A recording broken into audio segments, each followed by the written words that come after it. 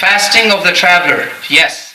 Rasulullah ﷺ told us fasting of the traveler is okay. Whoever wants to do it can do it. Whoever doesn't want to do it, you don't have to do it. But he saw someday some brothers, some companions, our brothers in Islam, they were fasting while traveling, and one of them actually fainted.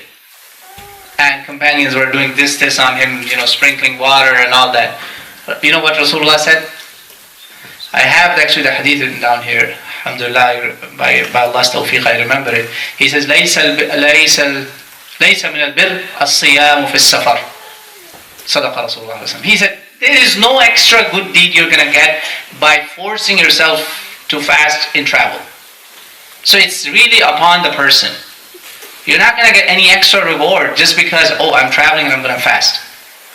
You have a rukhsah by Allah subhanahu wa ta'ala. You can take it and you can always make up after. And what is travel? Which is determined by the agreement of unanimous scholars. It's something that is outside of your routine. That's not a normal thing. Let's say you commute for job.